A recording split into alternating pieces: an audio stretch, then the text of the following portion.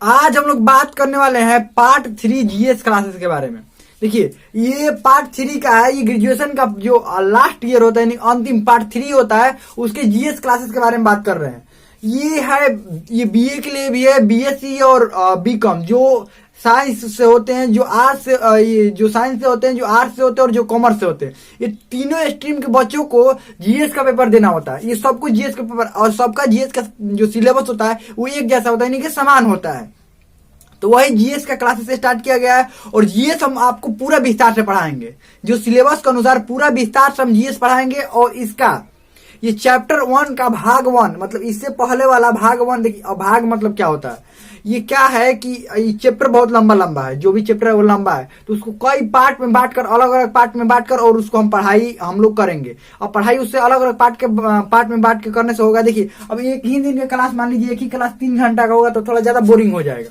इसीलिए उस क्लास को पार्ट बाई पार्ट बांट दिए हैं और उसके बाद थोड़ा थोड़ा करके हम लोग क्या करेंगे, पढ़ेंगे। एक अध्याय एक को थोड़ा थोड़ा करके, फिर अध्याय 2 को, ऐसे ताकि समझ में आ जाए। तो इसका भाग 1 हम लोग पढ़ लिए। ये इस चैप्टर का भाग 2 है। अगर इससे पहले वाला भाग का वीडियो नहीं देखे हैं तो लिंक डिस्क्रिप्शन में होगा, प्लेलिस्ट के माध्यम से देख सकते हैं। या इसी चैनल पर पार्ट 3 का, यानी कि पार्ट 3 का जीएस क्लासेस का प्लेलिस्ट भी बना हुआ है, वहां से भी जाकर देख सकते हैं।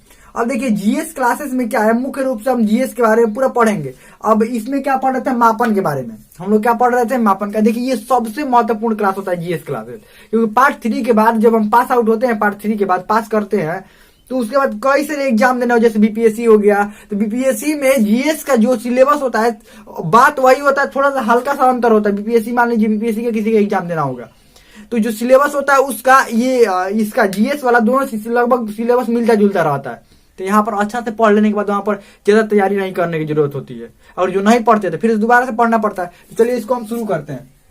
मापन। अब यहाँ पर पढ़ना है मात्रक। इससे पहले हम लोग पढ़ लिए थे कि ये जो राशि के बारे में, राशि कितने प्रकार के होते हैं, ये अदिश राशि, सदिश राशि, इसमें कौन कौन उदाहरण होते हैं, ये सब बहुत अच्छा से पढ़ लिए थे। अब हम लोग पढ़ रहे हैं मात्रक के बारे में। मात्रक, इसको इंग्लिश में यूनिट कहते हैं, ध्यान रखिएगा। किसके बारे में पढ़ रहे हैं, मात्रक। जिससे राशियों का मापन किया जा सके। जिस मानक से, जिससे राशियों का मापन, एकदम सिंपल भाषा में बता रहे, जिससे राशियों का मापन किया जा सके, उसे मात्रक कहते हैं। उसे मात्रक कहते हैं। जैसे में, अब जैसे में इसे समझ लीजिए मात्रक क्या होता है। जैसे अगर ये समझिए, मात्रक क्या होता है कि मान लीजिए किसी भी चीज को मापना होगा तो कोई ना कोई चिन्ह दर्शाएंगे ना। जैसे हमको लंबाई मापना होता है तो किसमें मापते हैं, मीटर में, किलोमीटर में मापते हैं, या सेंटीमीटर में मापते हैं, यही ना। तो किलोमीटर, सेंटीमीटर और यहाँ पर मीटर, ये सब क्या है, मात्रक है। क्या ये मात्रक है। वैसे ही अगर वजन मापना होगा तो हम केजी में मापते हैं। क्या करते हैं, केजी में मापते हैं। या ग्राम में भी मापते हैं, वजन ग्राम में मापते हैं या केजी में मापते हैं। और यही हो गया मात्रक। तो क्या होता है मात्रक, जैसे में लंबाई का मात्रक क्या होगा, लंबाई किसमें मापते हैं, अधिकतर बात किसमें, मीटर में मापते हैं। ये द्रव्यमान किसमें मापते हैं, द्रव्यमान केजी में मापते हैं। समय किसमें मापते हैं, समय ये सेकंड में मापते हैं, समय किसमें मापते हैं, सेकंड में मापते हैं। यही होता है मात्रक। अब देखिए, मात्रक मुख्यतः 2 प्रकार के होते हैं। मात्रक कितना प्रकार के होता है, मात्रक देखिए, इसका नोट्स आप लोग बनाते जाइएगा। मात्रक मुख्यतः 2 प्रकार के होते हैं। 2 प्रकार के होते हैं।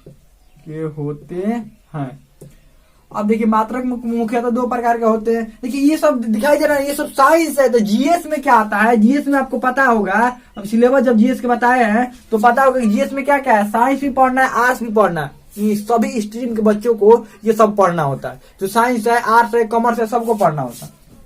मात्रक मुख्यतः 2 प्रकार के होते हैं। कौन कौन मात्रक होते हैं, एक मूल मात्रक आप लोग 10th क्लास में पढ़े होंगे, और एक है व्युत्पन्न मात्रक। अब मूल मात्रक क्या होता है, वैसा मात्रक जो स्वतंत्र हो, किसी और पर निर्भर ना हो। आई व्युत्पन्न मात्रक जो किसी और पर निर्भर हो, जो स्वतंत्र हो। मूल मात्रक जो जो मात्रक मूल मात्रक पर निर्भर रहता है वो व्युत्पन्न मात्रक होता है, समझ लीजिए।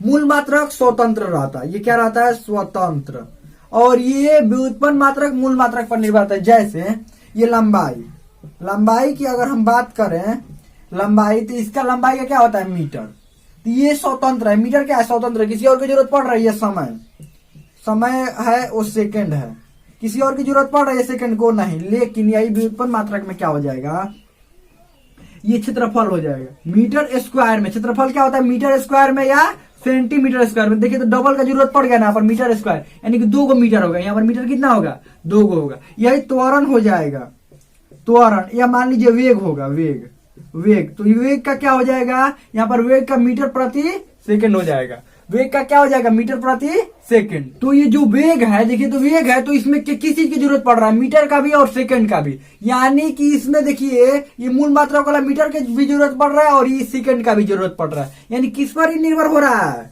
मूल मात्रक पर। किस पर निर्भर हो रहा है, मूल मात्रक पर। यानी जो मात्रक मूल मात्रक पर निर्भर करता है उसको क्या कहते हैं, व्युत्पन्न मात्रक। ये तो स्वतंत्र घूम ही रहा है, मतलब ये अपने मनमौजी अपने घूमता रहता है, लेकिन इसको किसकी जरूरत पड़ेगी, इसको। चलिए अब हम लोग आगे बढ़ते हैं। अब हम लोग देख लेते हैं मात्रक की पद्धति। क्या देख लेते हैं, मात्रक की पद्धति, यानी मात्रक की पद्धति क्या होता है, मात्रक की पद्धति, पद्धति, मात्रक की पद्धति में क्या देखते हैं, सबसे पहला जो मात्रक की पद्धति होता है वो सीजीएस होता है, सीजीएस पद्धति, पद्धति। अब देखिए इस पद्धति में क्या होता है, समय को सेकंड में मापा जाता है। समय को किस में मापा जाता है, इसको देखिए क्या कहते हैं, सेंटीमीटर, सेंटीमीटर ग्राम सेकंड पद्धति, सेकंड पद्धति, पद्धति, यानी कि ये सी से सेंटीमीटर, जी से ग्राम और एस से सेकंड पद्धति। सबसे पहले बात करते हैं सेंटीमीटर। अब सेंटीमीटर किस चीज का मापन है, ये जो लंबाई होता था, लंबाई। अब देखिए ये कौन ऐसा सीजीएस पद्धति ये आया कहां से, ये कहाँ का था, तो फ्रांस वाले, यानी कि फ्रेंच वाले जो लोग होते हैं, फ्रांस वाले, ये सब अपना अपना अलग मात्रा निकालते, सब अलग अलग वाला अलग अलग निकालेगा। ये क्या करते थे, लंबाई को सेंटीमीटर में मापते थे। किसमें, लंबाई को सेंटीमीटर में, लंबाई सेंटीमीटर में। ये द्रव्यमान किसी चीज का मापना होता था तो किसमें मापते थे, ग्राम, यानी कितना ग्राम है, 10 ग्राम है, 20 ग्राम है, 40 ग्राम है, 400 ग्राम, 500 ग्राम, 600 ग्राम, 800 ग्राम, 8000 ग्राम, ये सब ग्राम में मापते थे। और समय को किसमें मापते थे, सेकंड में, समय को सेकंड में। तब तक ब्रिटेन वाले भी कहा पीछे रहने वाले, तो उन्होंने भी एगो पद्धति शुरुआत की, उसका नाम था एफपीएस पद्धति। उन्होंने कहा कि तुम जब शुरुआत कर रहे हो तो हम भी क्या करेंगे, शुरुआत। तो ये ब्रिटिश वालों ने शुरुआत की, ध्यान रखिएगा, ब्रिटिश वालों ने शुरुआत की। क्या कहा है यहाँ पर, ब्रिटिश वालों ने, ब्रिटिश यानी इंग्लैंड, इंग्लैंड पीछे रहने वाला है, कहीं पर भी चला जाता है, ये देखता है कि हाँ वो कुछ कर रहा है सामने वाला, ये भी उसी में चला जाता है। देखिए तो ये एफपीएस पद्धति, ये क्या किया जाता है, यहाँ पर इसको फुट पाउंड बोला जाता है, foot pound second, foot pound second पद्धति, पद्धति।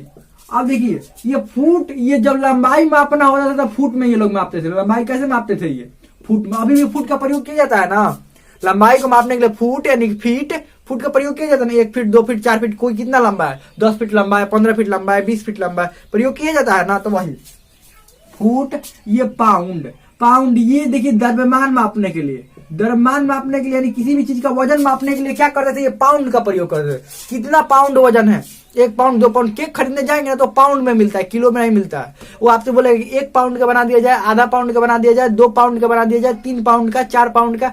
केक हमेशा पाउंड में बनाता था, बनाता था, क्या बनाता है अभी। अभी कोई भी अगर कहीं पर भी अगर पूछिएगा केक का अगर मूल्य पूछने जाते हैं तो कहता है कितना पाउंड का आपको केक चाहिए, यानी कि कितना आपको वजन का केक चाहिए। तो पाउंड में केक को किसमें मापा जाता है, अभी भी पाउंड में।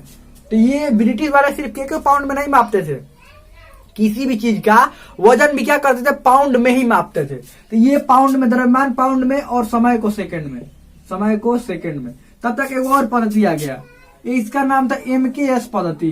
तीसरा एमकेएस पद्धति, एमकेएस पद्धति, ये तीसरा आया एमकेएस पद्धति। इसमें भी क्या था, ये वाला मिटा देना, लिख लिए होंगे।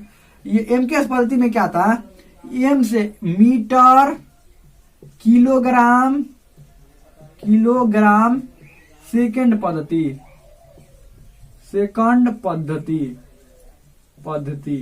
मीटर किलोग्राम सेकंड पद्धति, मीटर मीटर लिखना है ना, मीटर। तो इसमें क्या था, ये लंबाई को किसमें मापा जाता था, लंबाई मीटर में, लंबाई को मीटर में, ये द्रव्यमान को किलोग्राम में, द्रव्यमान को किलोग्राम में, और समय को सेकंड में।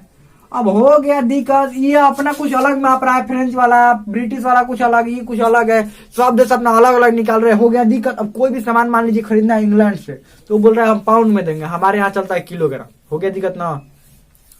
वो उधर से बोल रहा है कि हम आपको पाउंडे में बेचेंगे, पाउंड से इधर उधर नहीं करेंगे। तो तुम अब इधर के व्यापारी कहेंगे कि तुम्हारे यहाँ से हम पाउंड में, मान लीजिए 1 पाउंड खरीदेंगे तो कै रुपया किलो होगा, यहाँ पर हम बेचेंगे अपना फायदा में। मान लीजिए कोई भी सामान मान लीजिए 10 रुपए किलो खरीदते हैं तो 12 रुपए बेचते हैं, 2 रुपए फायदा लेकर बेचते हैं ना, 2 रुपए 3 रुपए फायदा लेकर बेचते हैं। वैसे ही ये इधर से पाउंड में दे रहा है, यहाँ पर बेचना है किलोग्राम में, तो हो जाएगा दिक्कत ना। तो ये व्यापारी बोल रहे नहीं बताओ, अब हमको बताओ कितना पाउंड, तो हो जाता था आपस में विवाद। इसीलिए एसआई पद्धति का निर्माण किया गया, सिस्टम ऑफ इंटरनेशनल, 4 नंबर में सिस्टम ऑफ, नीचे दिखाई दे रहा है ना, एसआई पद्धति, एसआई पद्धति का विकास किया गया। अभी के कब, 1960 में अंतर्राष्ट्रीय माप तौल अधिवेशन में, अंतर्राष्ट्रीय माप तौल अधिवेशन में निर्णय लिया गया कि अब एसआई पद्धति के द्वारा, मतलब एसआई पद्धति के द्वारा आपको आदान प्रदान कोई भी सामान करना होगा, कोई भी खरीदना होगा इंटरनेशनल वाला। देखिए आप अपने देश में कुछ भी कीजिए, कुछ भी चलाइए, कोनो दिक्कत नहीं है, लेकिन जब बात इंटरनेशनल वाला आएगा तो आप क्या करेंगे, एसआई पद्धति का उपयोग करेंगे। यानी कि इस एसआई पद्धति में क्या था, कौन किसमें मापा जाता था, एमके पद्धति है, इसमें थोड़ा सुधार किया गया, थोड़ा सुधार करके बस किया ये गया कि यही वाला सेम टू सेम अपना लिया गया। सुधार क्या किया, थोड़ा सा बहुत आंतरिक बदलाव हुआ जो कि पता नहीं चलता। एसआई पद्धति में भी क्या होता है, मीटर को, ये लंबाई को मीटर में मापा जाता है, द्रव्यमान को किलोग्राम में, और समय को सेकंड में। ये एसआई पद्धति में भी यही बात है, एसआई पद्धति में भी सेम टू सेम क्या है, यही बात है। लंबाई मीटर में, द्रव्यमान किलोग्राम में, और समय को सेकंड में मापा जाता है एसआई पद्धति में। अब सब झगड़ा विवाद खत्म हो गया, क्यों, क्योंकि एसआई पद्धति हो गया। अब सभी लोग को मानना है, देखिए नहीं मानिएगा तो दिक्कत हो जाए। जैसे सबका रुपया पैसा अपने अपने देश में अपना अपना चलता है ना, लेकिन जब भी इंटरनेशनल कोई भी लेन देन करना होता है तो डॉलर का अधिकतर डॉलर के अनुसार लिया जाता है। ये $10 है, $15 के डॉलर के अनुसार आदान प्रदान होता है। या अपने देश में किसी भी भाषा में बात कर रहे हो, लेकिन इंटरनेशनल भाषा के तौर पर मान्यता तो नहीं मिला हुआ है, लेकिन इंटरनेशनल भाषा के तौर पर इंग्लिश तो है ना। अपने देश में कैसे ही बात करो, लेकिन किसी विदेशी से बात करना होगा तो कैसे बात करते हैं हम लोग, इंग्लिश में बात करते हैं। ठीक वैसे ही एसआई पद्धति का निर्माण किया गया। चलिए अब देखते हैं कि मूल मात्रा कितने हैं और मूल मात्रा कौन कौन है। इसको मिटा देना, आप लोग नोट्स बना लिए होंगे, चलिए मिटा दे रहे हैं इसको। चलिए इसके 7 को मूल मात्रक है और 2 संपूरक मात्रक है। तो थोड़ा मूल मात्रक देख लेते हैं 7 को। 7 मूल मात्रक, 7 मूल मात्रक कौन कौन है। सबसे पहला है लंबाई, लंबाई इसको मीटर में मापते आपको पता ही है। लंबाई के बाद क्या आता है, द्रव्यमान, द्रव्यमान। उसके बाद तीसरा नंबर में समय, समय ये सेकंड में, ये किलोग्राम में। और उसके बाद है विद्युत धारा, यानी कि धारा, विद्युत धारा। उसके बाद आता है ताप, ताप को क्या किसने मापते हैं, केल्विन में। 6 नंबर में आगे है ज्योति तीव्रता, ज्योति तीव्रता इसको कैंडेला में मापते हैं, ध्यान रखिएगा। और 7 नंबर में है पदार्थ की मात्रा, पदार्थ कितना मात्रा में है, पदार्थ की मात्रा मोल में मापते हैं, मात्रा यानी कि मोल।